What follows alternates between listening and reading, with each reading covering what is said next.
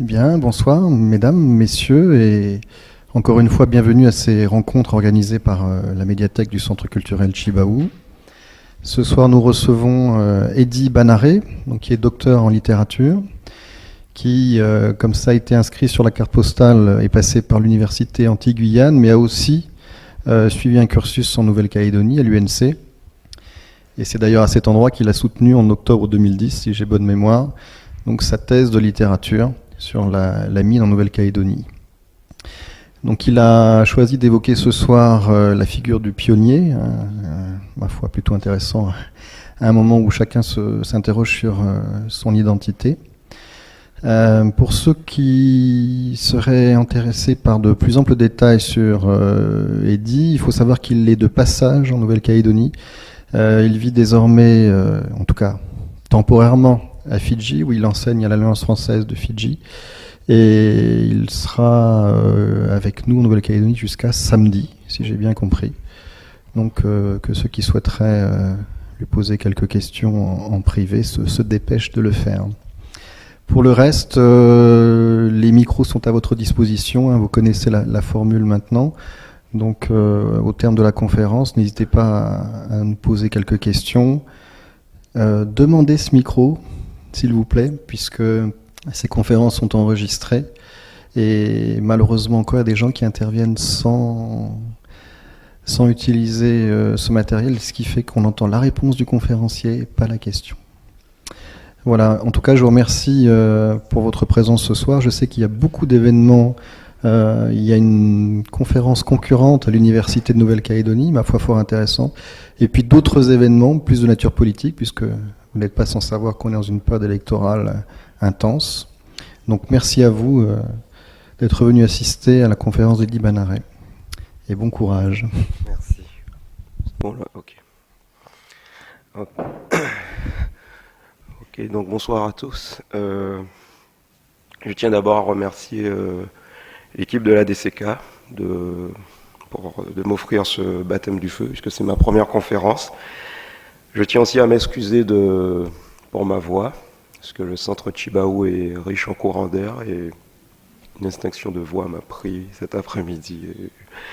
J'ai fait tout mon possible, miel, eau chaude, rien n'y fait. Donc, pardon pour cette voix métallique et tout. Donc, dans un premier temps, je vais débuter mon exposé par quelques considérations sur les notions de récit, de discours. Je préciserai ce que j'entends par grand récit, la notion de grand récit, qui est une notion académique, universitaire. Et je m'efforcerai de préciser les singularités de la Nouvelle-Calédonie dans le domaine. Et je commenterai ensuite plusieurs documents que j'ai puisés dans les archives calédoniennes. Et nous essaierons de les commenter ensemble. Ok. Je commencerai donc par une question. Que se passe-t-il quand on raconte une histoire? Ou plutôt, qu'implique le fait de produire un récit sur un passé? Je ne parle pas d'historiographie, mais de l'activité proche qui peut-être précède l'historiographie, celle du récit historique dont on pourrait dire qu'il consiste à raconter le passé dans le but d'en extraire une image forte, de le rendre palpable, de l'actualiser, grâce à la puissance des mots. Je voudrais donc commencer cette intervention en énonçant l'idée, peut-être naïve ou excessive, selon laquelle les récits fabriquent les hommes et orientent de manière souvent lente et apparemment indéchiffrable les sociétés dans lesquelles ils se déploient. Ils servent de décorum, ils conditionnent notre perception et nos actions dans la réalité immédiate. Je ne crois pas à ces histoires. Voici une phrase que nous avons prononcée plus d'une fois et qui en dit beaucoup sur le potentiel pouvoir des récits.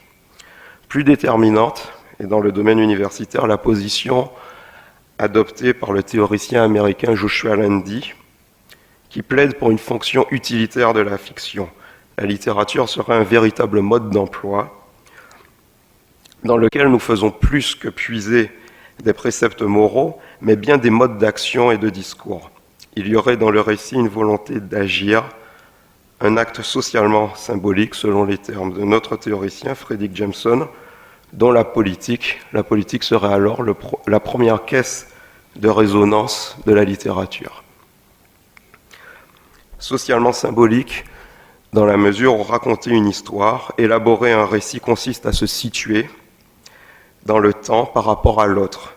C'est précisément distribuer des rôles, fédérer et légitimer des actions. Partant de cela, on peut considérer que les récits forment une constellation que nous nous perdons à admirer, un champ de force auquel nous sommes soumis, souvent malgré nous, à des degrés divers. Ils entretiennent parfois l'idée selon laquelle les actes de nos ancêtres, de nos prédécesseurs, expliquent notre présent et déterminent ce que nous pouvons être, ce que nous pouvons réaliser du point de vue tant individuel que collectif. De manière plus prosaïque, il s'agit de comprendre comment la création littéraire peut alimenter nos conversations les plus ordinaires sur nos origines ou celles des autres, c'est-à-dire autant nos haines que nos sympathies.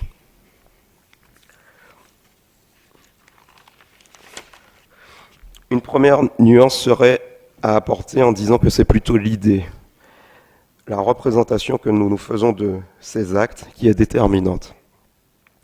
Et c'est la vocation des récits et de la littérature en général que de participer à créer cette image et d'aider à élaborer cette idée du passé. C'est le cas en Nouvelle-Calédonie, avec ce que l'on peut nommer l'esprit pionnier. Une nébuleuse de valeurs, de codes, de virilité, de courage, de camaraderie, de ténacité, de solidarité, à partir desquels on pourrait décrire et commenter les situations locales, qu'elles soient sociales, politiques ou culturelles. Les récits qui ont été élaborés autour de l'exploitation minière peuvent donc sembler déterminants, dans la mesure où depuis plus d'un siècle, la mine participe aux grandes métamorphoses de la Nouvelle-Calédonie. Il ne s'agit pas ici de nier ou de remettre en question les réalités historiques, mais d'analyser comment le style qui a présidé à la narration des événements, qui a permis de créer des archétypes, des images et des modes de relation. Aussi, seule une approche des espaces littéraires des dites sociétés semble permettre de reconstituer le trajet à partir duquel l'image forte a été composée. Mais bien sûr, cette démarche n'est pas infaillible, puisqu'elle s'appuie sur l'idée que la solitude à partir de laquelle un auteur élabore son œuvre peut être la traduction d'un mouvement collectif.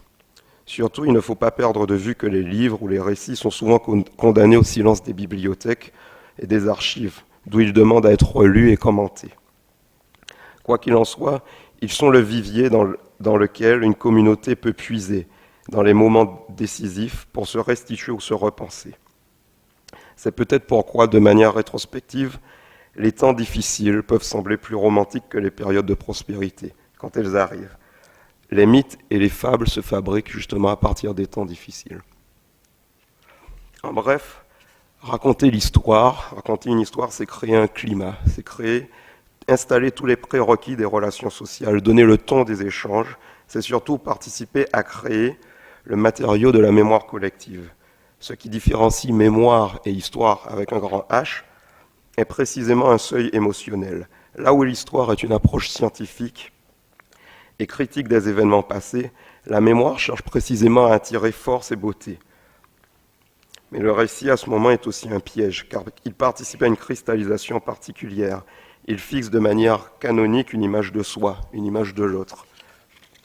C'est précisément, dans le cas de la Nouvelle-Calédonie, c'est précisément parce qu'il a longtemps affirmé une domination sur le monde kanak que le mythe pionnier a posé et peut encore poser problème étant dans le processus politique.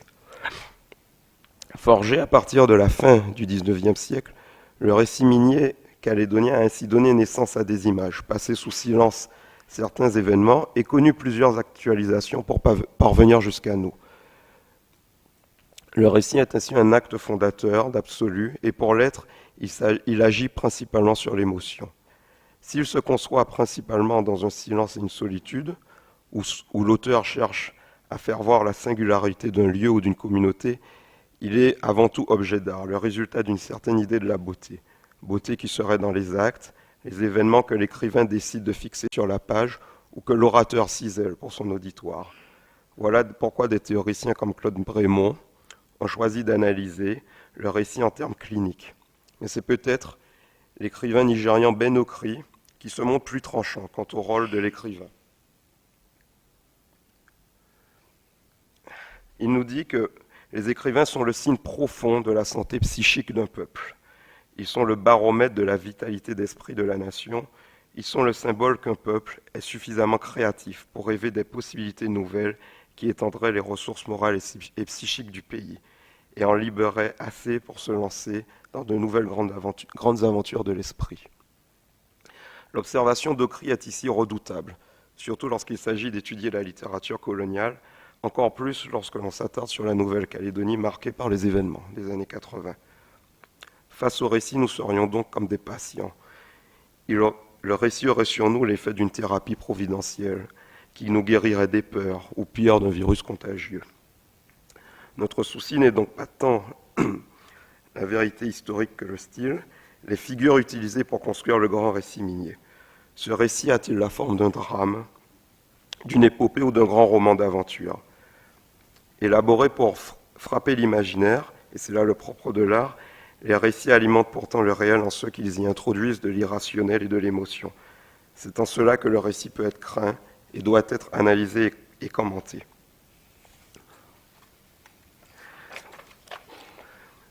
Pour ce qui est de la notion du grand récit, je l'ai emprunté au théoricien Édouard Saïd. C'est cette notion de grand récit qui va nous guider tout au long de notre échange. Édouard Saïd nous dit, théoricien palestinien, « Toute société ou tradition officielle repousse les interférences dans ces grands récits. Ceux-ci acquièrent avec le temps un statut presque théologique. Les héros fondateurs, les idées et valeurs vénérées, allégories nationales, ont un impact inestimable dans la vie culturelle et politique. Le grand récit est donc une accumulation dans le temps, une accumulation lente, le résultat d'une stratification de toutes les traces écrites dans lesquelles on puise. Le grand récit fabrique des images qu'il est presque impossible de remettre en cause. Cependant, les grands récits issus des traditions coloniales ont la particularité d'avoir des perceptions de l'autre qu'il est nécessaire de remettre en cause. C'est-à-dire que l'élaboration des grands récits intervient également dans les décisions politiques et peut motiver des initiatives collectives capables de modifier le réel. Il s'agit ici donc d'analyser ce besoin individuel ou collectif de se situer dans un présent, en disant « je » ou « nous », en sommes là parce que les choses se sont déroulées ainsi dans un passé proche ou lointain. Les récits dessinent donc en permanence de nouveaux paysages mentaux, des épithètes leur survivent, plus ou moins chargés d'intensité. C'est-à-dire que comme les séismes, les tsunamis ou les glissements de terrain, les récits laissent des traces plus ou moins résorbables dans le temps ou qui peuvent disparaître grâce à l'érosion ou un nouveau mouvement de plaques. Des placements qui, dans l'ordre du discours et de la littérature, sont réalisables en grande partie, justement, grâce à la politique. Plus graves, justement, sont les survivances des récits coloniaux. On pense notamment à ceux de la fin du XIXe siècle, où les peuples étaient alors décrits comme barbares, plus ou moins raffinés ou civilisés. L'actualité politique récente nous montre que le monde politique français, on pense aux propos de Claude Guéant, peine encore à s'affranchir de ces représentations. Or, le récit minier calédonien, d'où est tirée l'image du pionnier, est justement l'héritier d'une tradition narrative coloniale. On peut ainsi se poser plusieurs questions. Quelles images ont pu être créées par ce récit et lesquelles survivent encore? Aussi, compte tenu de la contrainte du temps, je situerai les grandes ruptures historiques ou les continuités les plus significatives qui ont précédé le moment politique décisif qu'est la signature de l'accord de Nouméa en 1998. J'ai volontairement écarté le voyage à la Nouvelle-Calédonie de Jules Garnier pour privilégier les textes publiés localement. D'abord, la genèse du récit minier en 1870-1880 permettra de voir la nature de ses fondations, ses sources d'inspiration et comment il a pu constituer, avec l'image du pionnier, une réponse à une situation politique particulière. Nous tenterons ensuite d'interpréter l'intervention de Jean Mariotti en 1952 dans un article nommé « La vallée du silence ». Il est le premier à créer cette interférence dont parle Saïd en questionnant la nature de la présence européenne en Nouvelle-Calédonie. L'euphorie du boom du nickel des années 70 et le recours à la chanson populaire avec Stan et Yanita ont permis de consolider ces récits, d'y apporter un peu de folklore. Et cette période correspond également avec l'apparition des premiers contre-discours kanaks avec le mouvement des foulards rouges notamment. Et enfin, les événements et les accords politiques qui les ont suivis ont initié une période de négociations intenses et des plus fécondes.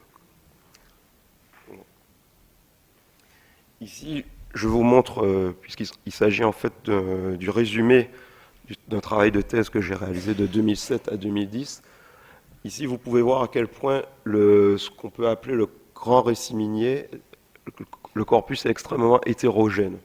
On trouve bien sûr le roman de Jean Mariotti, Daphné, son dernier roman, que je ne vais pas commenter ici, où on trouve une figure du mineur.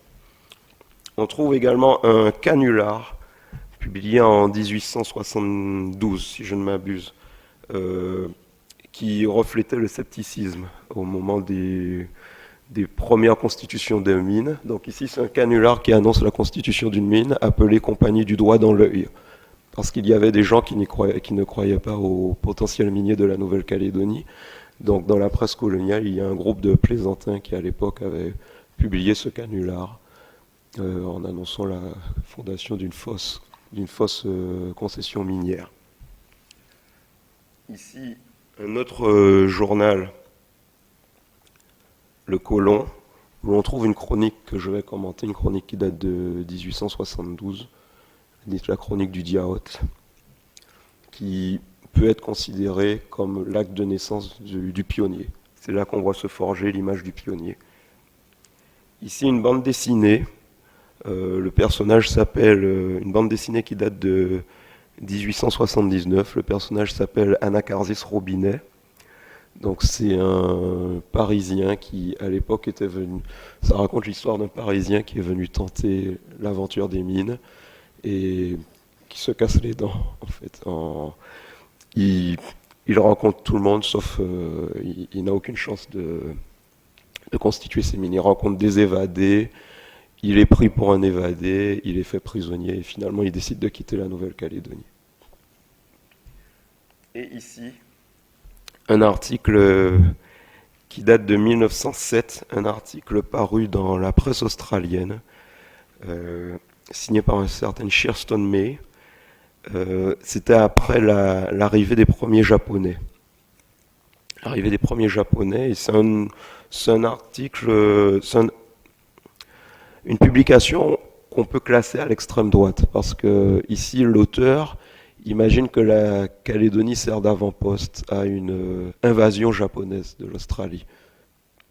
Donc c'est un article qui montre bien à quel point la Calédonie était devenue, avec l'essor minier, un objet de fantasme en fait, un objet même de paranoïa. Alors, les principales caractéristiques du point de vue littéraire du récit minier calédonien sont, comme je vous l'ai dit tout à l'heure, que la mine appartient à un corpus hétérogène, qu'il est difficile d'ancrer dans une démarche essentiellement littéraire, que ces représentations n'ont jamais été le prétexte, si on doit adopter une démarche comparatiste, n'ont jamais été le prétexte à la célébration d'un monde ouvrier, comparable à Zola, au Germinal de Zola, que la mine en Calédonie est souvent, on le voit avec Bodux, et une partie, il y a eu une littérature du bagne, est souvent une fatalité. On y arrive parce qu'on est un forçat, un évadé, un relégué, un engagé, bref, un marginal. Mais de notre côté, elle peut être aussi un triomphe quand on s'appelle John Higginson ou Louis Ankar, etc. Quand on n'est pas avec une pioche dans les mains. Donc c'est pour ça que les héros du nickel sont souvent hors de la mine, n'ont pas de pioche. C'est l'ingénieur Garnier, ce sont les hommes d'affaires Higginson ou Louis Ankar, comme je l'ai dit. Le grand récit minier en Nouvelle-Calédonie est donc motivé par une nécessité politique et économique qui vise à maintenir la paix sociale et garantir la prospérité économique. Une volonté de modifier l'image du bagne qui, selon les mots du géographe Onésime Reclus, le père du terme francophonie, il a écrit un ouvrage qui parlait de l'assez mauvaise réputation de la Nouvelle-Calédonie à cause du bagne en France. Donc les moyens qui sont adoptés, les moyens les plus visibles sont Bodux, qui apporte du pittoresque au récit minier. Il dépeint les personnages, les bagnards avec beaucoup d'humour, afin de calmer un peu la terreur. Et Mariotti qui cherche justement à surmonter cette mémoire du bagne, en faisant un acte fondateur. Donc, les écrits étudiés que je tenterai d'étudier avec vous ce soir, l'extrait de la correspondance d'un fonctionnaire de l'administration coloniale, le capitaine Canap, les chroniques du Diaoth en 1872, deux nouvelles de Georges Bodux, Cloto, daté de 1915, et Sauvage et civilisé, l'article de Jean Mariotti, La vallée du silence, en 1952, les deux textes de Stan et Janita pendant le boom du nickel, qui ont été la bande sonore du boom du nickel, Les pionniers et Roll Roll le nickel, que beaucoup de Calédoniens connaissent, j'imagine. J'évoquerai brièvement les foulards rouges, le discours de Jean-Marie Tjibaou au congrès de l'UICN en 1979, qui est déterminant parce qu'il annonce un changement de perspective dans lequel la Calédonie est encore aujourd'hui. Et enfin, le recueil poétique en 1985, Sous les cendres des conques, de Derouet Gorodé.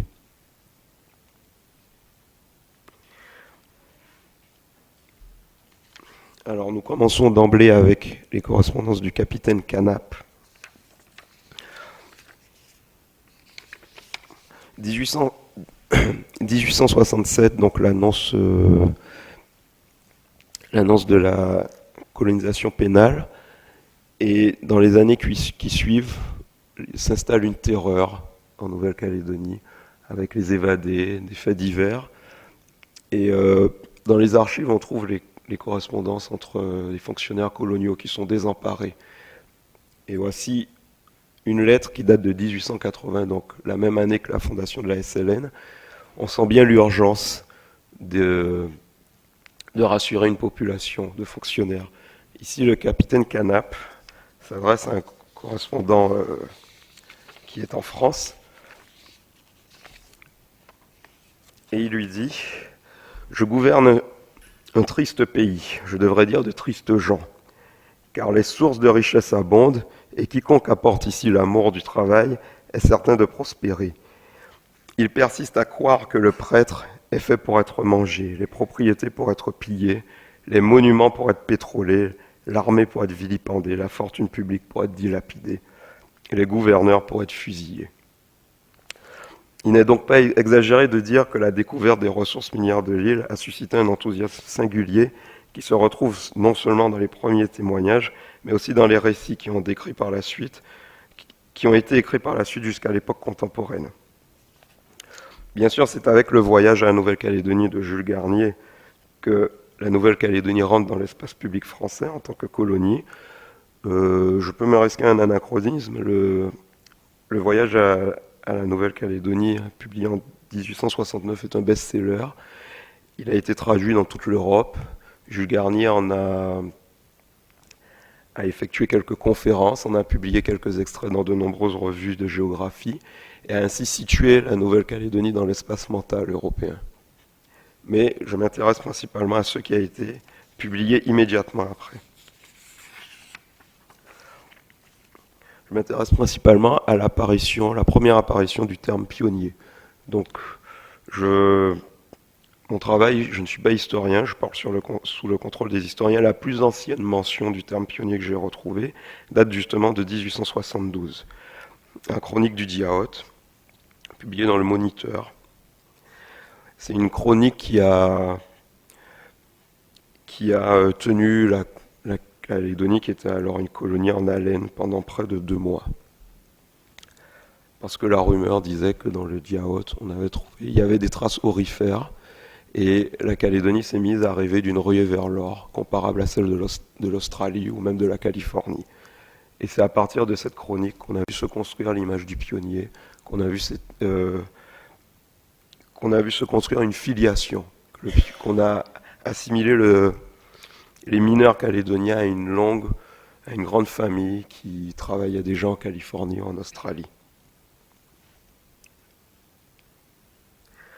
Donc voici un premier portrait de ces pionniers qui...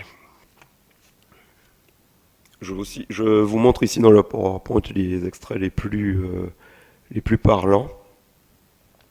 Venu en Calédonie on prospect, comme disent les Anglais, c'est-à-dire à l'aventure, ainsi qu'il arrive presque toujours dans cette élite de la population minière, dans le sein de laquelle se recrutent ces hommes prospecteurs par nature, en qui Dieu a mis pour le bien général cet instinct ou cette faculté plus forte que l'âpre amour du gain, qui traîne à leur suite les spéculateurs et les manœuvres des mines. Donc ici, l'expression qui est frappante, c'est cette élite de la population minière.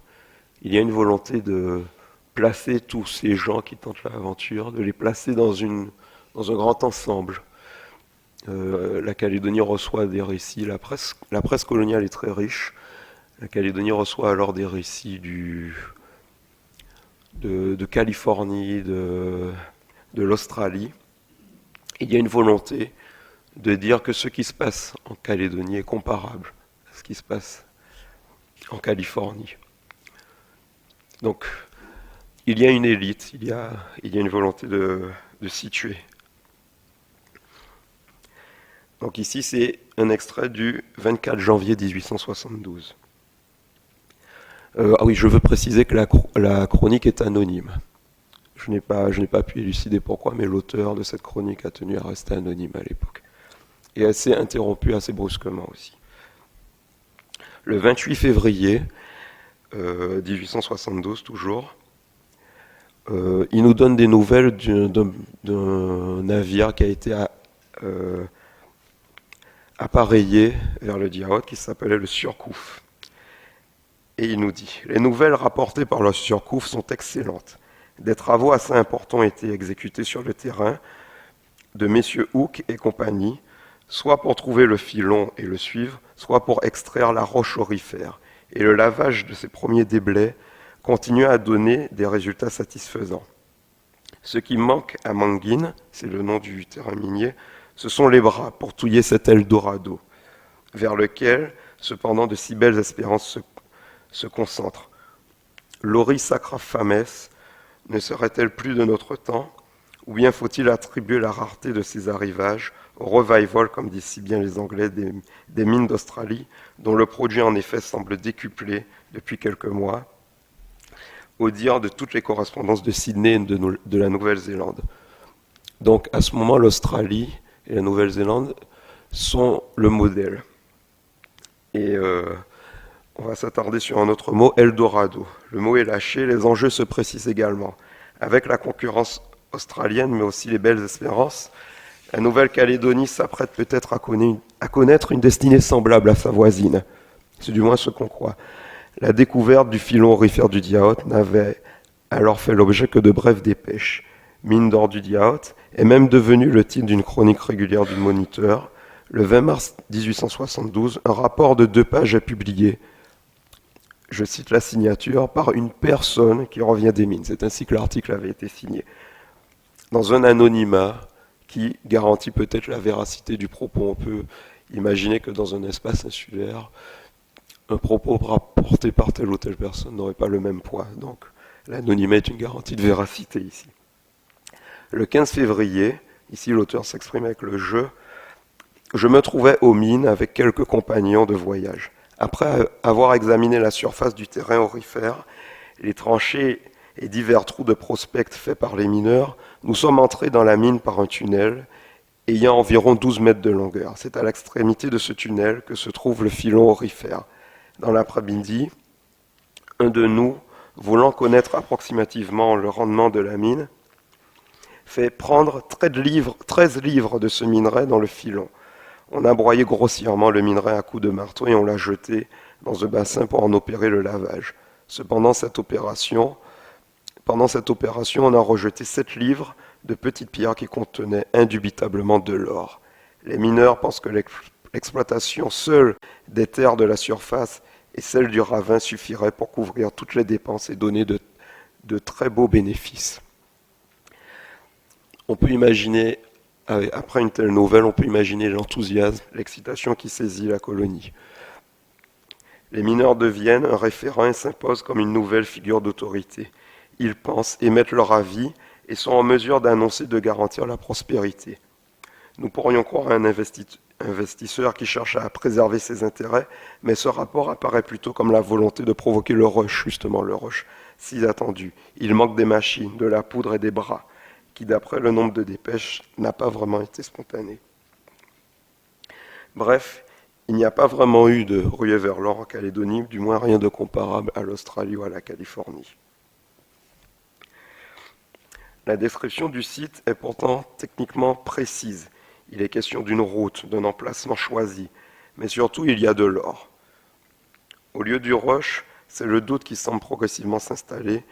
La chronique du 27 mars 1872 est cette fois rédigée par une rédaction embarrassée, partagée entre la nécessité de conserver sa crédibilité, donc son lectorat, et la volonté de propager une hypothétique bonne nouvelle. Donc il y a un mouvement de recul. Ils nous disent « Nous avons donné dans notre dernier numéro des extraits de 2 rapports où la science et la sincérité s'étaient concertées pour grandir les espérances que nos lecteurs nous ont entendu plusieurs fois exprimer à cette même place au sujet des mines d'or de Manguine. Dès le commencement et jusqu'à ce jour, toutes les nouvelles que nous donnions des mines étaient appuyées sur des documents parfaitement sûrs. Et c'est pourquoi nul ne pourra nous reprocher d'avoir donné jamais, ni dans l'extrême enthousiasme dont nous pourrions citer plus d'un exemple tiré de nos correspondances rendues publiques dans les journaux d'Australie et de la Nouvelle-Zélande, qui nous sont passés sous les yeux, sonner la fanfare au premier avis de découverte eût été nous poser au ridicule, crier au miracle à mesure que la nouvelle se confirmait, ou que chaque coup de pioche révélait mieux la richesse de la mine, n'eût pas été plus sage. Et nous nous serions exposés en outre à nous voir reprocher tous les désappointements causés par les lenteurs imparables de l'exploitation d'une mine de quartz, tant que la veine n'aurait pas été rencontrée. Donc il y a un mouvement de recul, et c'est à ce moment que la chronique, nous sommes dans les derniers jours de la chronique s'apprête, l'auteur cesse de publier cette chronique. Mais malgré tout, le portrait du pionnier est né de là. L'Australie et l'ailleurs, sûrement la Californie, ne sont plus enviés, mais désormais cités en exemple de la précipitation et de l'imprudence que les colons de la Nouvelle-Calédonie doivent éviter. C'est un appel à la sagesse. Je cite à nouveau la chronique du même jour. « Si nous avions suivi les conseils que l'intérêt ou l'enthousiasme de plusieurs nous suggérait, que de douleurs et de ruines peut-être aurions-nous eu à nous reprocher aujourd'hui, puisque nos descriptions exagérées, rehaussées encore par le caractère officiel du journal, eussent pu faire en grand ce que certaines conversations et certaines lettres avaient commencé en petit, c'est-à-dire provoquer une affluence aux Manguines, quand rien n'y était prêt pour la recevoir ou pour l'occuper. Que nos lecteurs se remettent en mémoire l'épisode du navire anglais Au revoir, arrivant au Djaot avec une compagnie nombreuse de mineurs, en repartant 2 jours après, non pourtant sans que de regrettables scènes où tout heureusement se passa sans menace, ne nous donnassent une idée de ce que pouvait causer la moindre imprudence de notre part. L'histoire des mines d'Australie est d'ailleurs pleine d'avertissements semblables. Ici, l'Australie cesse d'être le modèle à imiter. La Nouvelle-Calédonie devient un modèle de sagesse et de prudence en matière d'investissement minier et de recherche. La mesure et la réflexion qui préservent tant de catastrophes sont désormais préférées à l'enthousiasme et à la fougue. Il avait même été question d'Eldorado. Maintenant, il y a une rumeur de la mine dont la trace se retrouverait dans des archives volatiles, lettres adressées à des rédactions, aux administrations, et peut-être également aux prospecteurs et aux négociants. Dans la presse, annonces et communiqués divers peuvent nous permettre de saisir partiellement les mouvements souterrains autour de la mine. Après avoir vanté l'abondance du site, les rédacteurs du Moniteur semblent plutôt déterminés à éteindre l'incendie, déclenché par la chronique du 20 mars 1872. La vérité est qu'il n'y a plus de travaux au Manguine à ce moment, et il ne nécessiterait qu'un nombre infime de braves, une élite dont il est question dans la chronique du 27 mars. Ici, il parle Il parle de 4 mineurs, Hooke, Piper, Bornis et Bailey, qui semblent incarner les espérances de la colonie au point d'avoir une dimension quasi épique. Il s'agirait de dire à chaque colon qu'il est le personnage d'une grande chanson de gestes ou d'une épopée, qu'il participe à étendre un royaume. La Nouvelle-Calédonie, à travers le rédacteur de cette chronique, laissait partir au loin, comme une troupe de guerriers, étendre la puissance de l'Empire. Ils sont donc célébrés comme des héros avec pudeur et fierté. Et voici ici peut-être le portrait du pionnier, entre héros et martyrs. Je cite, « Nous ne raconterons point leurs souffrances, nous ne décrirons pas leurs désappointements multipliés, nous ne les montrerons pas avant et après la découverte, longtemps après, vivant d'igname dû à la générosité des Kanaks du voisinage, et après les rudes labeurs du jour, couchant la nuit sous les arbres, exposés à toutes les intempéries de l'air. C'est la vie ordinaire du mineur, du prospecteur surtout. C'est, je le dirais presque sans exagération, en grattant la terre avec leurs ongles, c'est en broyant cette terre et les éclats de roche qu'ils pouvaient arracher sur une feuille de tôle et avec un simple marteau, qu'aux dernières nouvelles encore, ils ont pu extraire cette poussière précieuse en quantité suffisante pour assurer leur subsistance et leur permettre d'attendre l'arrivée des bras et des outils qui leur font défaut. Ce portrait du prospecteur en martyr et presque en messie est fondateur d'un imaginaire. C'est une vision romantique. Il y aurait donc cette élite de la population minière, une partie d'un peuple de la mine gratifié d'un don divin, dévoué et désintéressé, travaillant uniquement pour le bien de la colonie, en valorisant les richesses du sous-sol. Nous retrouvons également une constante de la mythologie du pionnier, la survie grâce à la bonté des indigènes. Elle est à la fois une variante de l'image du débarquement du Mayflower et du Bon Sauvage de Diderot. La chronique du Diaout est peut-être le plus ancien document littéraire sur l'exploitation minière. Donc dès 1872, elle donne une idée de ce que seront les discours sur la mine. Elle fabrique des héros, les pionniers, elle autorise des rêves de fortune, de prospérité. Alors que la colonisation pénale qui débute en 1863 semble avoir définitivement scellé le destin de l'île en une sorte d'enfer, l'or, le minerai, permet enfin de rêver, d'imaginer ce qui est alors conçu comme la visée de toute entreprise coloniale, la prospérité et le progrès sur des ténèbres. Ténèbres que la psyché coloniale voit alors représentées par ces peuples, les peuples indigènes. Mais en Nouvelle-Calédonie, ces ténèbres, c'est là la singularité, sont également celles du bagne, la terreur installée par les évadés. Ok. Excusez-moi. Ok. Donc nous voici pour la chronique du Diaout. Nous passons directement à Georges Beaudoux. Donc nous faisons un saut jusqu'en 1915, de 1872 jusqu'à 1915. La popularité de Beaudoux est sûrement symbolique du rapport difficile avec la mémoire coloniale en Nouvelle-Calédonie, plus encore de l'ambivalence de la figure du pionnier. Il est l'auteur qui a le plus souvent été réédité localement, la dernière réédition remontant à 2010, mais il est également celui qui, à travers certaines nouvelles, comme Jean Mbaray ou Pastorale calédonienne, a relayé le plus de stéréotypes racistes et coloniaux. Ce qui est flagrant, c'est qu'on prête encore à Beaudoux une valeur documentaire, alors que son propos est essentialiste et mériterait, il me semble, une édition commentée plus profondément, plus approfondie, une recontextualisation. Mais passons à ses textes sur la mine. Le premier est sa chanson d'Éco-Balleur, qu'il présente comme la retranscription d'un chant qu'il a entendu sur les mines de cobalt à la fin du 19e. Elle a à peu près le même rôle qu'un rock song dans les champs de coton des États-Unis. La nouvelle Cloto propose un véritable panorama socio-historique alors que Sauvage et Civilisé mettent en relief les contradictions de l'histoire coloniale. Cloto est une harmonisation des forces qui composent alors la colonie en 1915. La mine, où je cite Baudouux, c'est ainsi que Baudouux décrit avec l'humour qu'on lui connaît la mine où se côtoient beaucoup de dévoyés, de malchanceux mélangés à de cyniques bandits, devient le lieu d'un renouveau à travers deux personnages, les frères Bardet, anciens bagnards qui alors aident à mettre au monde un enfant, celui du patron de la mine que Baudouux présente alors comme un honorable colon.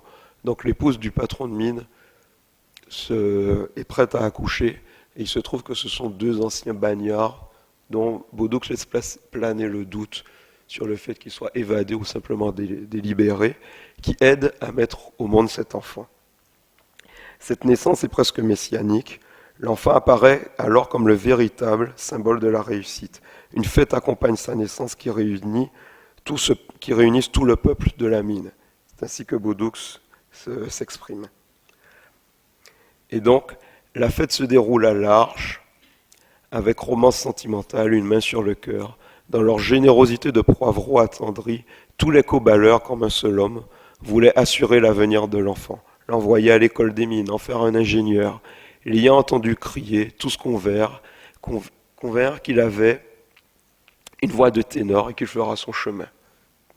Donc on est là dans la représentation de camaraderie propre à l'esprit pionnier, représentation de camaraderie, de solidarité, l'esprit festif que Baudouux a su décrire. Le peuple de la mine s'agrandit donc avec ce nouveau-né. L'enfant est déjà un nouveau partenaire, un digne successeur dont le travail sera moins pénible, enfin reconnu et plus prestigieux, car il serait issu de cette école des mines. Il aurait avec lui le savoir technique là où ses pairs n'avaient que la pioche, le courage, la ténacité et l'intuition. Cette joyeuse réunion ne saurait être complète sans la violence qui caractérise alors le bagne et la vie sur la mine.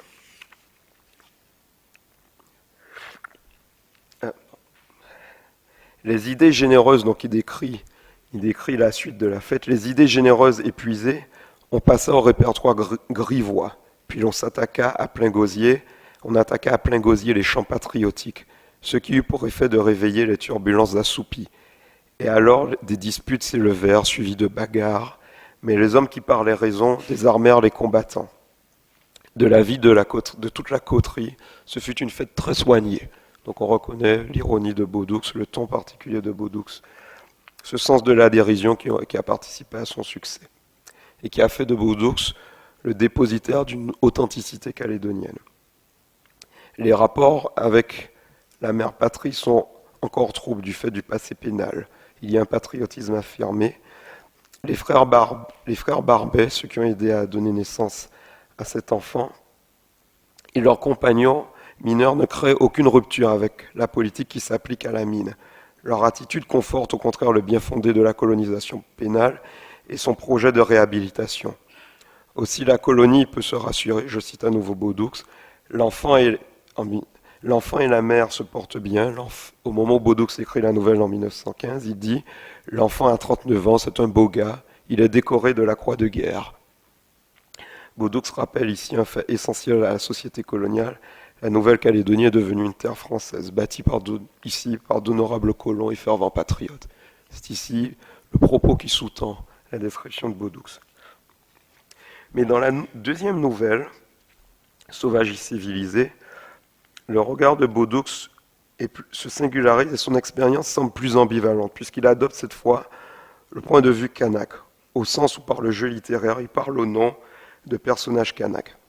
Le récit de jeunes colons rencontre, pendant leur exploration de massifs montagneux, Apollinaire, un kanak, je cite Baudouux, aux théories d'un socialisme près de la nature. Il partage avec eux ses opinions sur la civilisation. Il leur dit « Votre civilisation à vous est si fausse que sans vouloir en convenir, vous la fuyez. » Le narrateur entame alors une méditation sur sa place de colon et devient réceptif à ces paysages dont il écoute la parole, les paroles rivales, des chaînes sombres et des petites montagnes. Baudouux opère ici une allégorie, il fait parler le paysage. Baudouux a été le premier à décrire le paysage, à décrire ce processus de familiarisation avec le paysage calédonien. Donc ici, il fait parler les chaînes qui portent le filon minier. Il nous dit, la citation est longue, « Elles semblaient, ces chaînes majestueuses, dire avec orgueil aux plus petites qu'elles, « Reculez-vous, faites-nous place, nous sommes les serpentines, l'épine dorsale de la Calédonie. C'est nous qui faisons la loi. Nous donnons le mouvement, nous créons l'activité. Dans notre sein, nous renfermons les laves infernales de Pluton cristallisées en des richesses inépuisables. Voyez ces plaies jaunes béantes qui s'ouvrent par gradins dans nos larges poitrines. Elles y sont creusées pour en extraire le nickel qui est notre chair. Et ces entrailles profondes, sanglantes, qui bâillent dans notre derme d'argile rouge, ont été incisées pour arracher nos nervures de chrome qui vont par le monde durcir les métaux. Regardez ces trous noirs qui pénètrent dans nos entrailles, ainsi que les antres de Cyclope. Ce sont les tunnels obscurs et tortueux qui vont dans des gîtes pleins de mystères, saigner nos veines bleuies de cobalt. La richesse et la puissance dont se vantent les montagnes ne parviennent pas à dissimuler une violence faite à la terre. Cette richesse apparaît après une véritable saignée des entrailles et l'ouverture de l'enfer.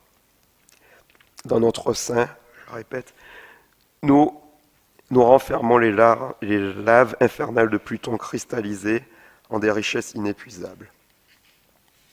La grande montagne se reconnaît donc atteinte et blessée, mais cette mutilation s'apparenterait plutôt à un sacrifice consenti.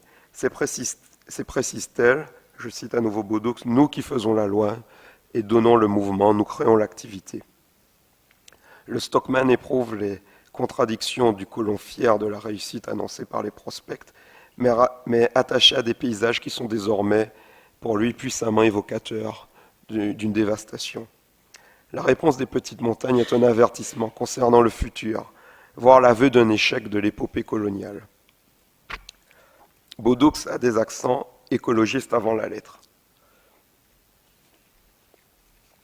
Il nous dit, je cite un passage qui n'est pas dans le PowerPoint, « Nos allées arrosées et fertiles, nos alluvions chargées d'humus qui comblent les estuaires de nos rivières, nos collines couvertes de sillons étagés font vivre depuis des siècles des générations d'hommes noirs.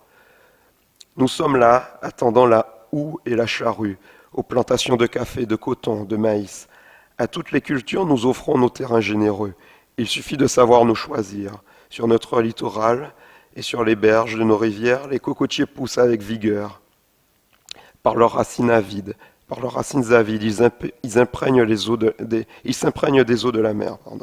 Respectez-nous, nous sommes l'agriculture.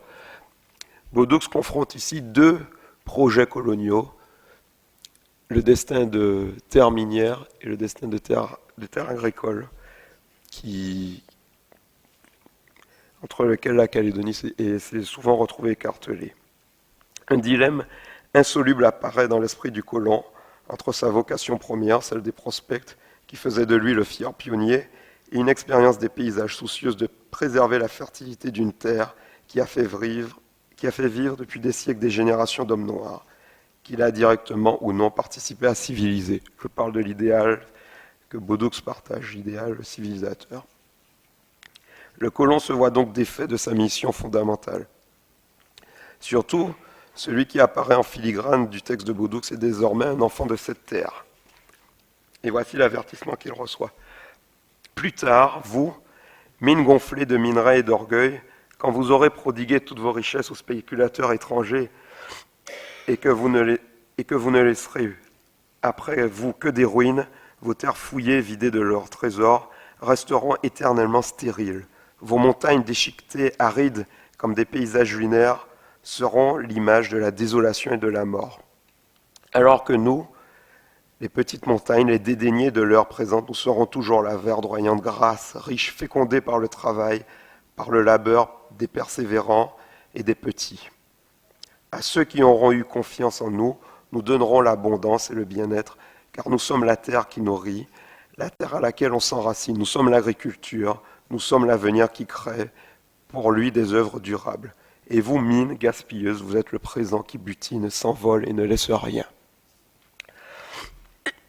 Sa pensée, donc, encore imprégnée par l'idéal civilisateur, est perméable à une altérité qui se conçoit à l'aune des thèses d'alors de l'extrême droite anticoloniale selon lesquelles l'indigène est nécessairement corrompu, donc à cantonner en réserve, loin des affaires coloniales.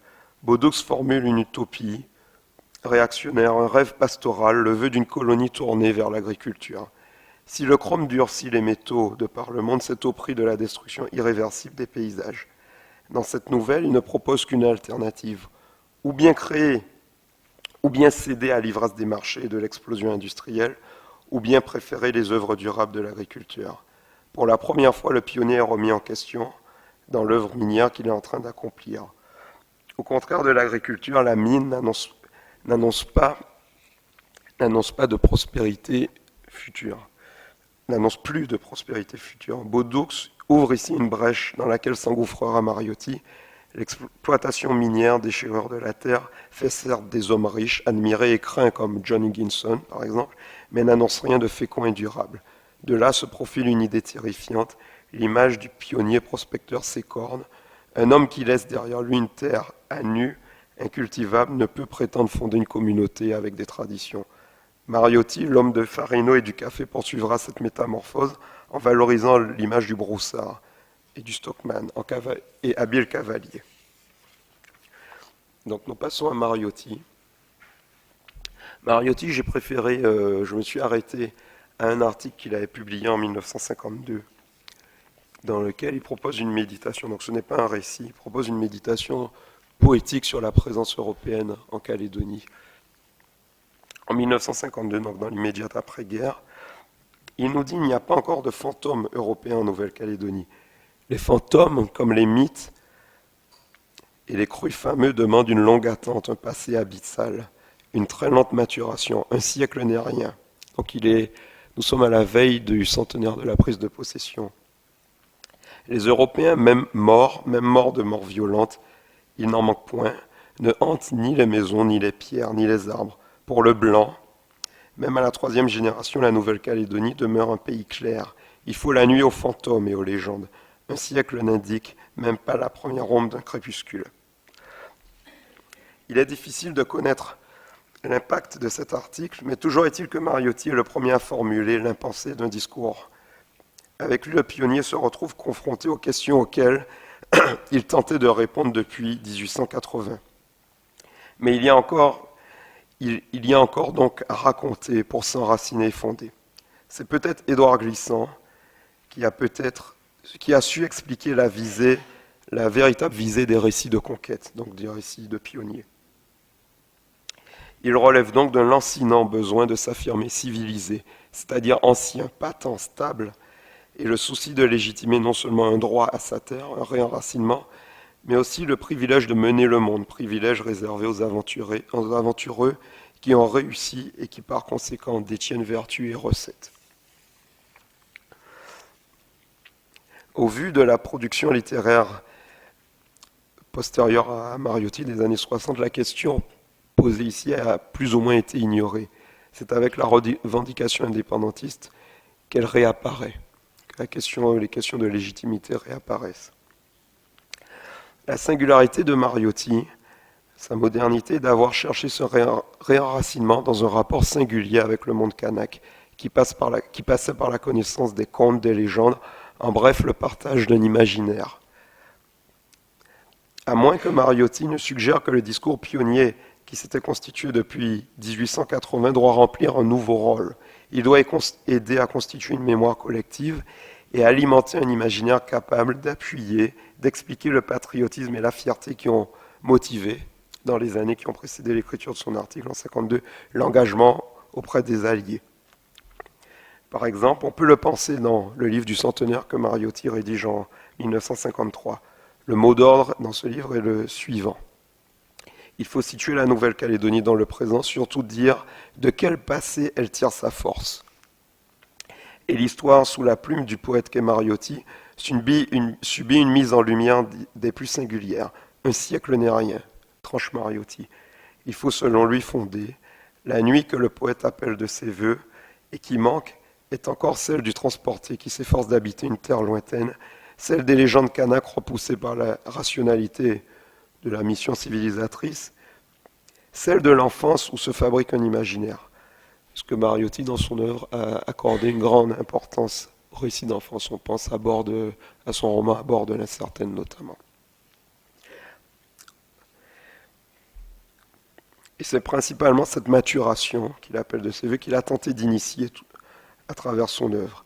Les récits miniers jusque-là étaient immédiats. Il s'agissait d'actualité, comme la chronique du Diaote. Pardon. Il s'agissait d'actualité, comme la chronique du Diaote, ou d'une posture qui tenait plus du témoignage, comme avec Baudux. Mariotti veut enfin écrire au nom de ceux qui ont entendu ces histoires. Et c'est peut-être ce qui explique l'importance du thème de l'enfance. Les fantômes européens qui ne hantent pas encore les paysages du Pacifique ont donc besoin pour apparaître d'une mémoire qui puiserait son matériau dans un lieu autre que le pays clair déroulé par le triomphe colonial.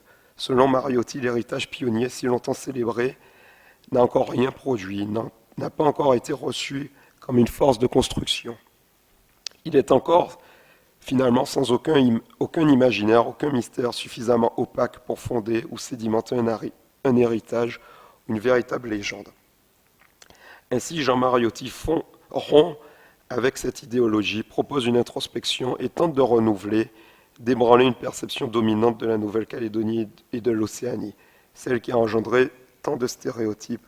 En bref, il tente d'élaborer un natal océanien, c'est-à-dire de créer cette profondeur temporelle qui manquait à l'Européen en Océanie.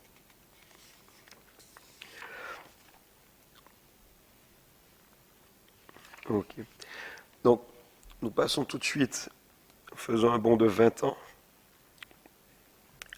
avec la période du boom. Période du boom, période de prospérité, où la Calédonie a reçu d'un coup la télévision, la radio, et régnait une certaine insouciance. Donc, les textes les plus parlants de l'époque sont ceux, à mon sens, de Stan et Janita, la chanson populaire de Stan et Janita, qui, à travers deux textes, ont révélé un nouveau rapport, une cristallisation par rapport à la mémoire, à l'image du pionnier. Ici, je vous montre la 4e de couverture du vinyle enregistré par Stan et Janita en 1970, la chanson intitulée Les Pionniers. Donc, je vais vous en diffuser un extrait.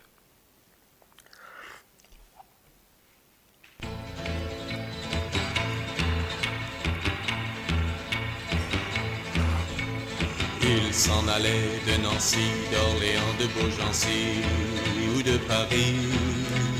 Tous ils rêvaient au pays qui serait toute leur vie, Calédonie.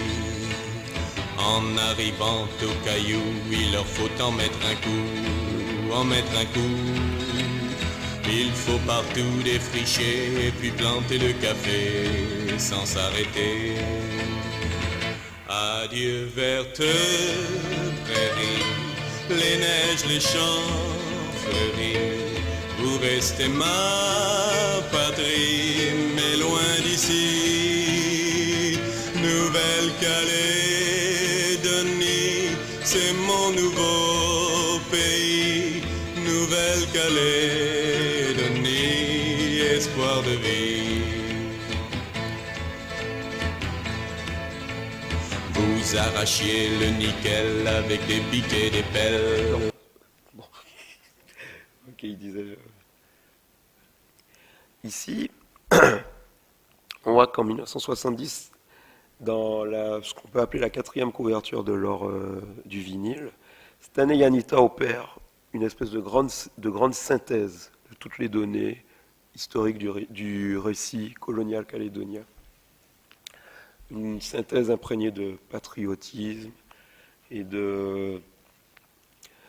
du patriotisme qui animait déjà Georges Baudux. Donc les premiers colons qui quittèrent la mère patrie étaient déjà des Calédoniens de cœur car ils étaient animés d'une foi authentique. On retrouve exactement la même sémantique que Bodux, ou que dans la chronique du Diaoth, la foi, la détermination. D'une foi authentique, d'une volonté réelle de bâtir aux antipodes une France nouvelle. Malgré les déchirements et les déceptions diverses qui les attendaient, ils ont su s'implanter et faire souche dans leur nouveau pays. Les Calédoniens de naissance ou d'adoption ne sont pas prêts de les oublier. Donc on retrouve des termes déjà décrits déjà analysés dans la citation de Glissant, cette volonté de réenracinement, donc faire souche, tout en se rappelant de la mère patrie, recréer un idéal, etc.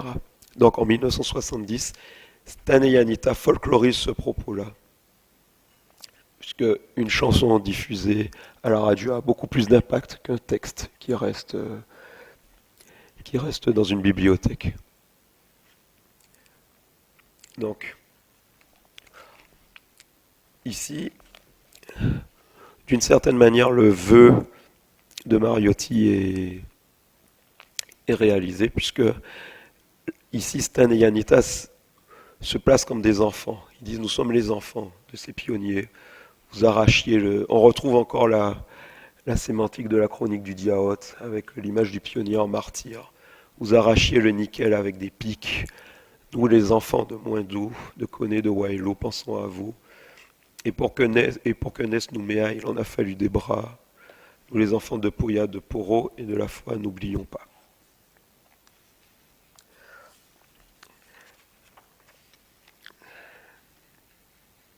La deuxième chanson de Stan et Janita, peut-être la plus connue, est Roule, roule le nickel, où là, ils expriment, on peut considérer que c'est l'hymne du boom, où on ressent bien cette insouciance qui régnait en Nouvelle-Calédonie, déjà par l'instrument, les choix instrumentaux, la ballade, inspirée de western, etc.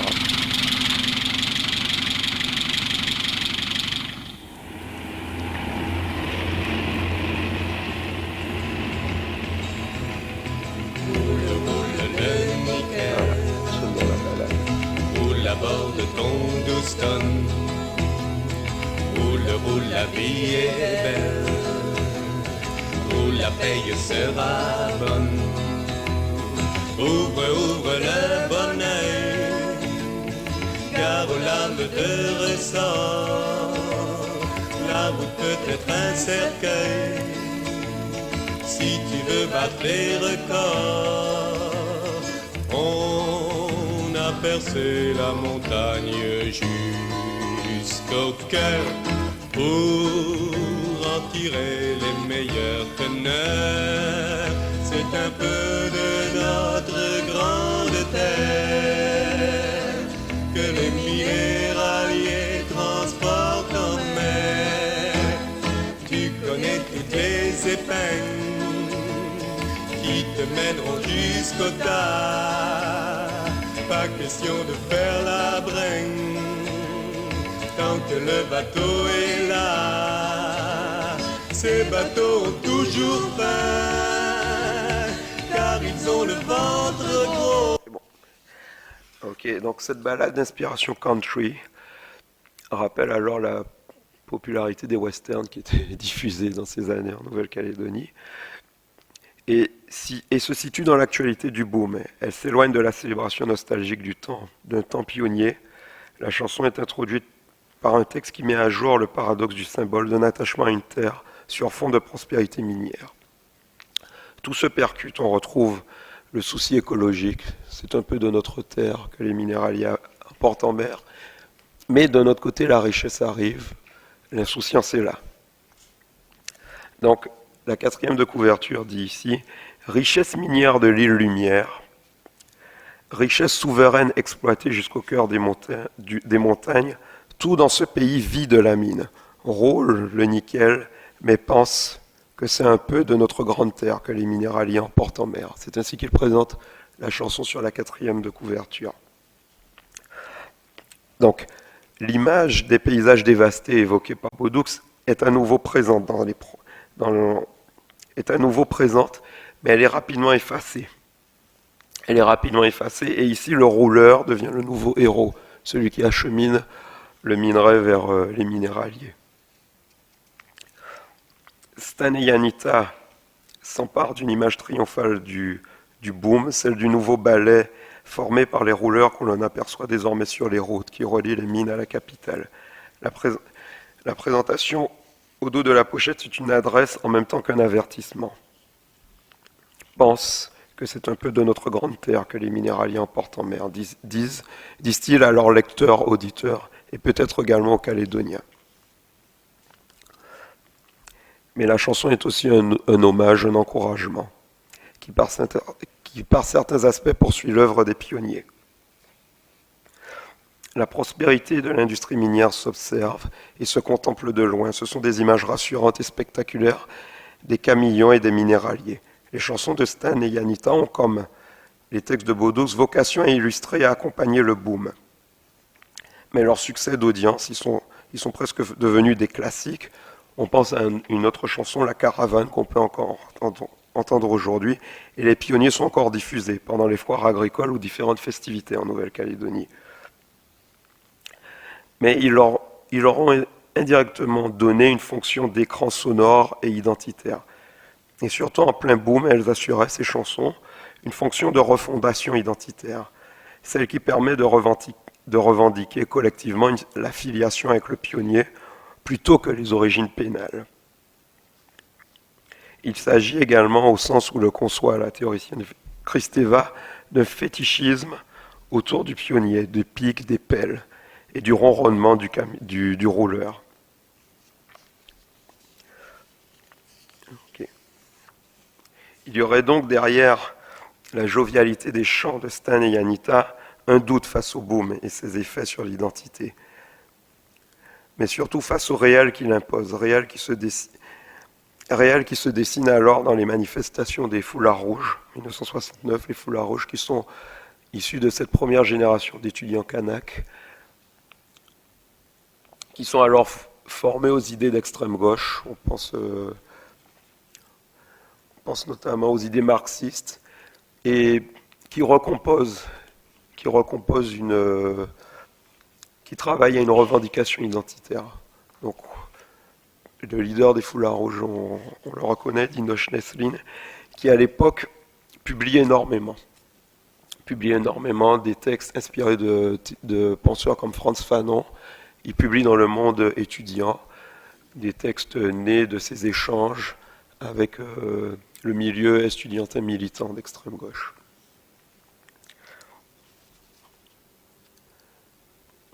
Ok, donc nous allons faire un nouveau saut, avant-dernier texte. Le moment où la mine rentre au cœur d'un programme politique, du programme politique indépendantiste. Et là, nous assistons à un renversement de perspective, puisque ici, le pionnier disparaît. Jean-Marie Tjibaou, dans un discours qui a été cité plusieurs fois, recontextualise la mine. Il parle de patrimoine minier, patrimoine culturel, patrimoine, toute la richesse du pays, de la terre, de la mer, de l'air, de l'environnement, la richesse culturelle, tout ça, c'est notre patrimoine. Et j'insiste beaucoup pour que nous puissions orienter notre politique dans cette perspective-là. La Calédonie, ce n'est pas une épave échouée sur un rivage que l'on va piller pour emporter des pièces parce que demain on s'en fout. C'est notre patrimoine. La mine sur laquelle vous allez, c'est l'avenir de vos enfants. Il doit être réemployé. La richesse doit être réemployée. Ici, nous ne sommes plus dans la trajectoire. Les précédents textes nous avaient montré le pionnier qui exploitait, s'enrichissait et s'en allait. Prospérait, revendait. Ici, Jean-Marie Tjibaou se place. Non seulement il s'agit d'un programme politique, mais il est dans une perspective beaucoup plus pragmatique. La mine, comme il le dit, elle doit être réemployée. Et, la mine doit donner des emplois, etc.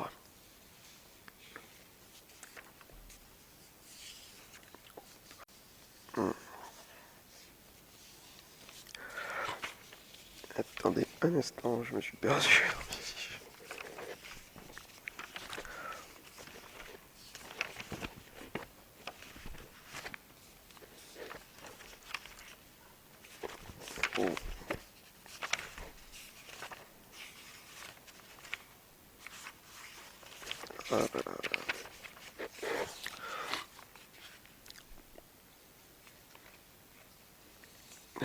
Ok. Donc voici pour le discours le programme politique dans lequel la Nouvelle-Calédonie est encore aujourd'hui. Et en 1985, Déré Gorodé publie, en plein cœur des événements, publie un recueil dans lequel elle réunit des poèmes écrits pendant ses années étudiantes, donc parfois des poèmes écrits pendant le boom du nickel, ou dans lesquels le ton est extrêmement violent, mais représente bien à quel point il y avait deux imaginaires parallèles en Nouvelle-Calédonie. Il y avait Stan et Yanita qui chantaient l'insouciance, et d'un côté ces premiers étudiants kanak qui suivaient leur initiation politique, étaient influencés par de nouvelles idées, qui vivaient l'exploitation minière d'une toute autre façon. Ici, Déré Gorodé, dans ce poème, et les prospectus, s'en prend bien sûr à l'image touristique. Et elle nous dit « Île du nickel, profit des rapaces, mon pays pillé du Pacifique, mon peuple colonisé d'Océanie, qui s'éveille à nouveau, et les prospectus ne parlent que de sable chaud, de soleil couchant, gens heureux des mers du Sud. » Ici, ce poème montre bien l'écart entre deux imaginaires qui se côtoyaient alors en Nouvelle-Calédonie. Et aujourd'hui, tout le défi politique de la Nouvelle-Calédonie est de réconcilier tout ça, de recomposer, de créer l'unité autour. Le deuxième poème de Déré Gorodé, Madame multinationale, c'est la compagnie minière, est aussi l'affirmation de la construction d'une future nation nommée Kanaki. Kanaki, quelque part en trois, brille le nickel qu'ils voudraient tous laper de leur museau, de toutou des multinationales. Donc là, le pionnier a complètement disparu, il est animalisé, il est chosifié. Encore une fois, l'écart est violent entre les deux imaginaires.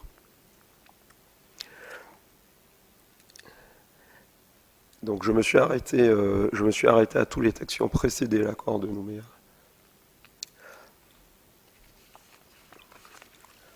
Et ici, l'alinéa 2 de l'accord de Nouméa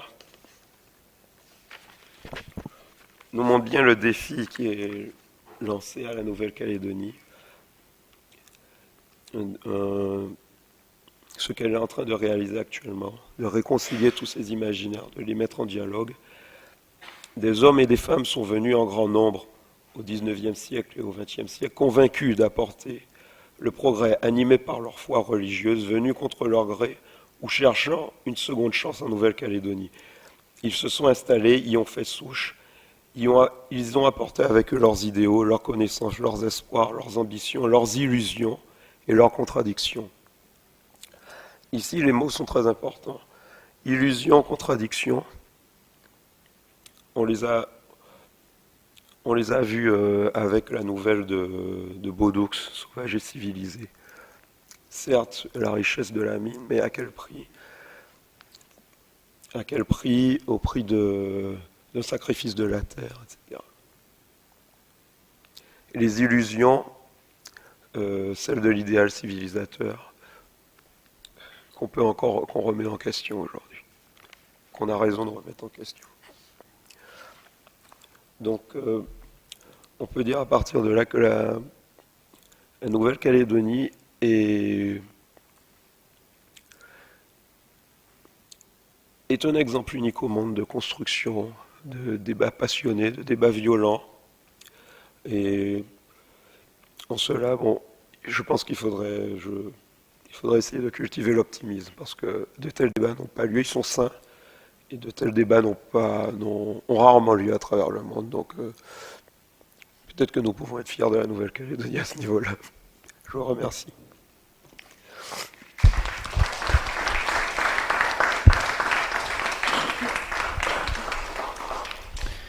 Bien, merci à Heidi Banaré qui comme vous avez pu le constater, est grippé, donc a du mal à boucler son intervention. On va peut-être le laisser souffler quelques instants. Si vous avez des questions, n'hésitez pas. Les micros sont là. Je voudrais simplement rappeler que l'ensemble des documents qui sont mentionnés dans ce PowerPoint, ainsi que le CD que vous avez écouté, sont bien entendu disponibles à la médiathèque du Centre culturel Chibaou. Voilà. C'est à vous de causer dans le micro. Y a-t-il des volontaires? C'est la première question qui coûte.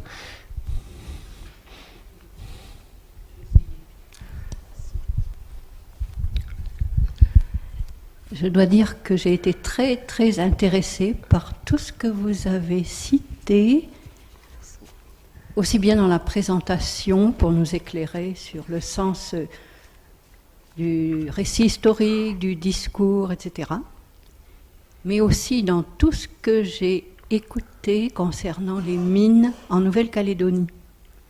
J'ai eu, heureusement pour moi, l'occasion d'aller, quand elle était en activité, sur la mine de Thio, à ciel ouvert, et une autre occasion sur la mine de Thiebagui, lorsqu'elle était ouverte aussi, mais là, descendre au fond, entrer dans les boyaux exploités, voir les wagonnets tirer avec le chargement, remonter avant nous, ils avaient priorité, et l'impression d'être piégés sous terre, nous attendant à tout moment à une réaction de cette terre qu'on avait brisée, qu'elle s'écroule sur nous, qu'elle se venge en quelque sorte. Et j'ai revécu ces moments en vous écoutant. Merci.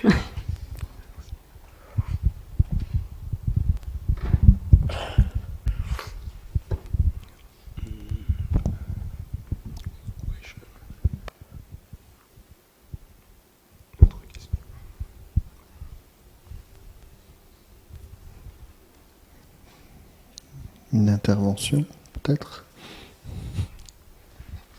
Voilà, quelqu'un qui a l'habitude de s'exprimer.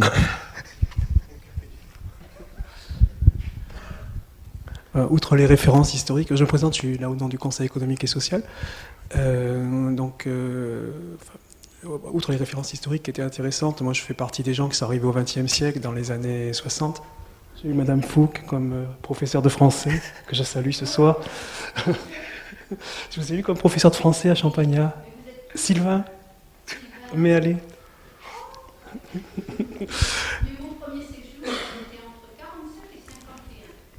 Et ce que j'ai trouvé passionnant dans votre... Bon, c'est difficile d'accrocher tout de suite parce qu'on ne sait pas très bien où on va, et ça c'est de notre faute, c'est pas la vôtre.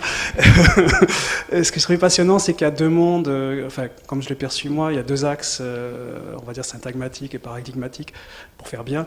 Il y a le monde réel avec sa dureté et tout ça, et le monde imaginé dans les récits, et donc ça donne de l'espoir parce qu'on a de la place pour l'imagination, c'est ce que je conclus.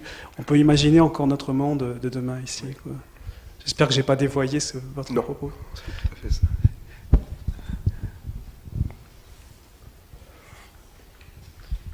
Merci pour votre intervention. Bonsoir. Merci pour la présentation, elle était très intéressante.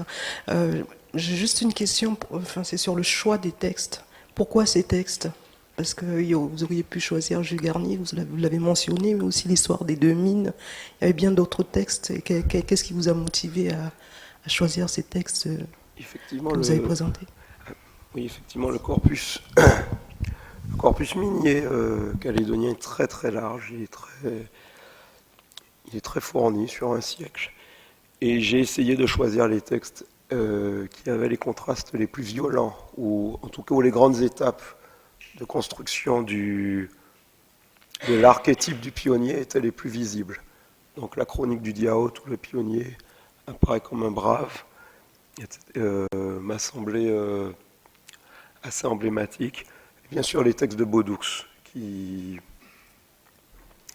à travers son humour, et le fait qu'il ait essayé de rendre le thème du bagne un peu moins grave, m'ont paru assez assez représentatif du travail de construction identitaire en Nouvelle-Calédonie. Donc je ne sais pas si j'ai répondu à la question. Okay.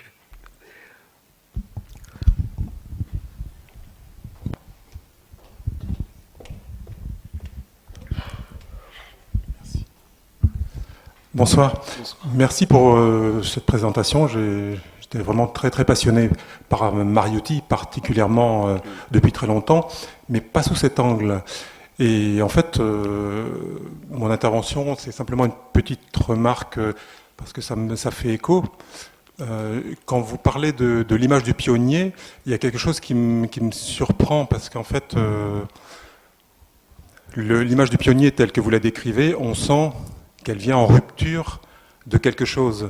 C'est-à-dire rompre avec une image négative d'une population importée de force, qui est porteuse de souffrance, de douleur. Oui. Et l'image du pionnier vient presque redonner peut-être un souffle d'optimisme à une population qui souffre d'un passé lourd, oui, comme un boulet qu'elle traîne derrière elle.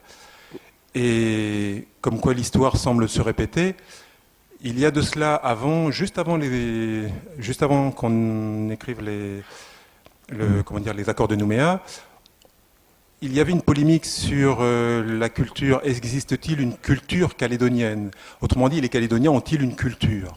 Et on se posait la question.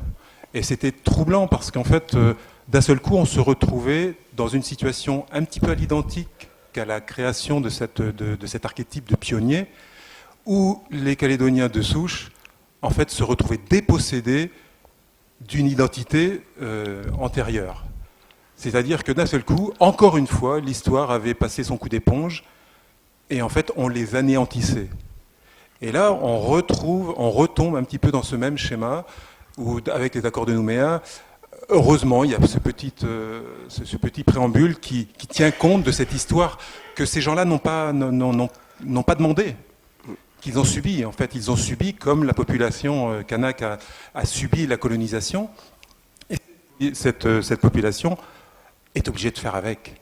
Oui. Et à elle, on lui demande, c'est vrai qu'on lui demande beaucoup d'efforts parce qu'en fait, il faut qu'elle se reconstruise, mais toujours en partant de rien.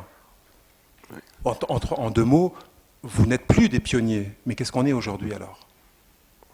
C'est vrai que l'archétype du pionnier a joué le rôle d'écran, voire de pansement, par rapport à l'humiliation de l'image du bagne.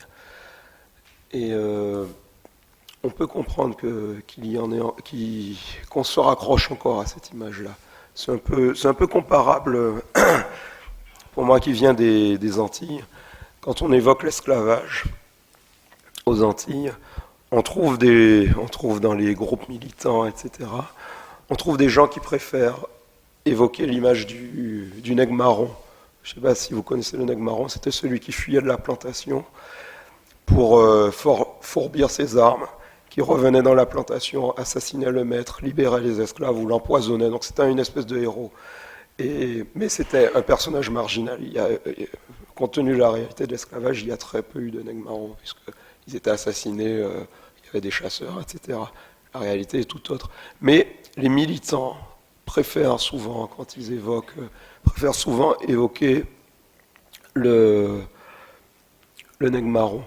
Et si on les écoute, on pourrait croire qu'il y a eu une foultitude de nègres marrons dans l'histoire de l'esclavage, alors qu'ils ont certes existé, mais ils ont été marginaux.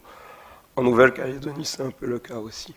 Je pense aux propos de Louis-José Barbançon, historien Louis-José Barbançon, qui précise que, dans un colloque qui date de 2007, il précisait que le pionnier était nécessaire à l'imaginaire calédonien.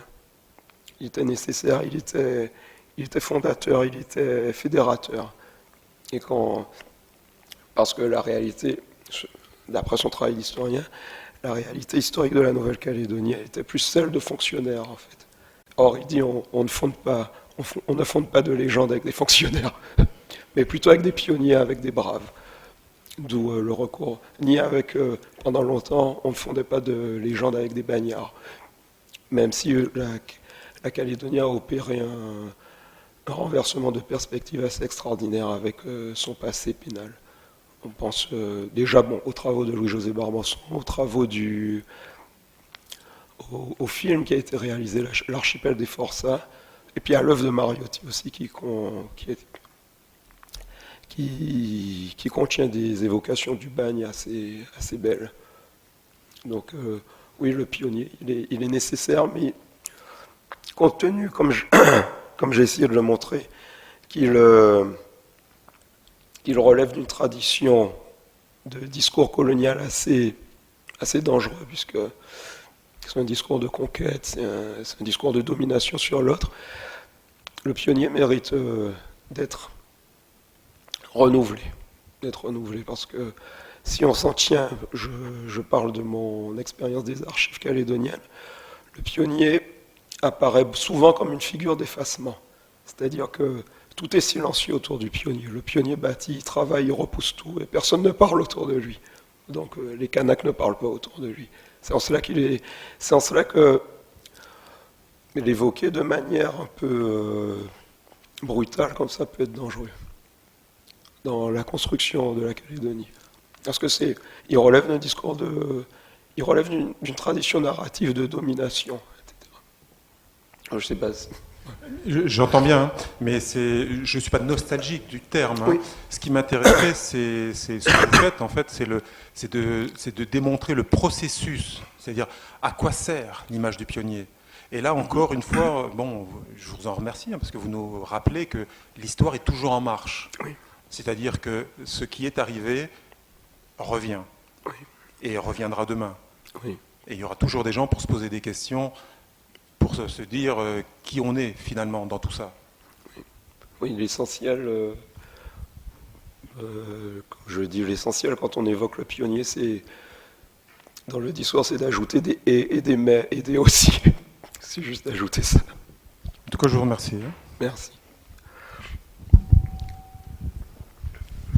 Oui, mais justement, par rapport à cette image du pionnier, il y a une espèce, si j'ai bien compris en tout cas, il me semble que le pionnier l'image du pionnier se transforme dans celle du rouleur, qui lui est en fait est paré des attributs positifs du pionnier et on occulte, on oublie les attributs négatifs. Or, l'image du rouleur dans la mine, ça reste une image extrêmement, en tout cas au niveau des travailleurs, ça reste une image extrêmement forte et très positive et porteuse encore de ce mythe de la mine, il me semble, en tout cas. Je ne sais pas ce que tu en penses. Oui, enfin moi je n'ai que la référence de Stan et Yanita. Oui, il me semble qu'avec cette chanson, ils ont peut-être participé à ajouter un nouveau personnage au grand récit calédonien. C'est peut-être un nouveau personnage qui est en cours de construction. Il faudra l'observer. Je laisse la tâche aux nouveaux chercheurs qui arrivent.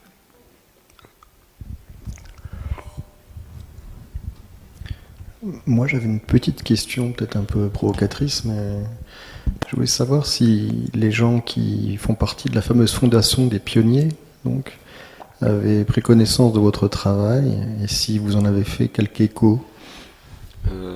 Non. Je n'ai pas eu à les consulter puisque, compte tenu c'était un choix méthodologique, je me suis arrêté aux années 60.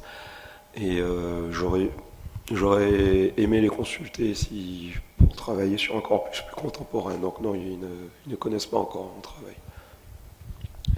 Bien, merci.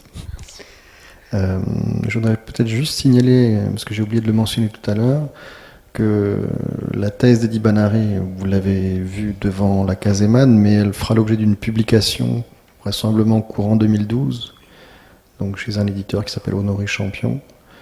Donc si vous êtes intéressé par justement cette littérature de la mine sur la période 1853-1953, ce sera l'occasion de vous procurer cet ouvrage.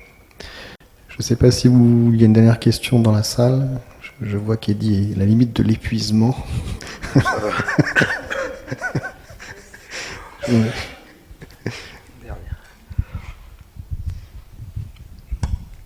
Je voulais dire que j'ai des rouleurs dans ma famille.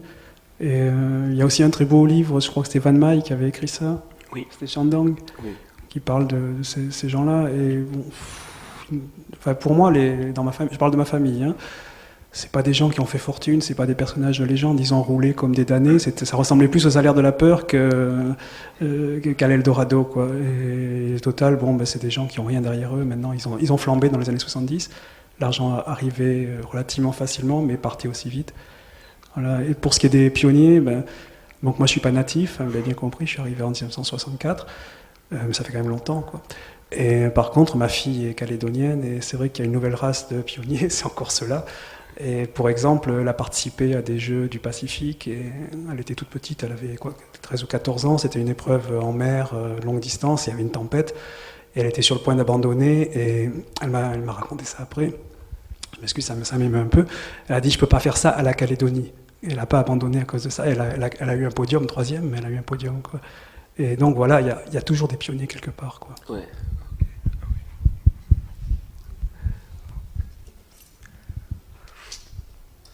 Bien, je crois qu'on va conclure sur cette anecdote.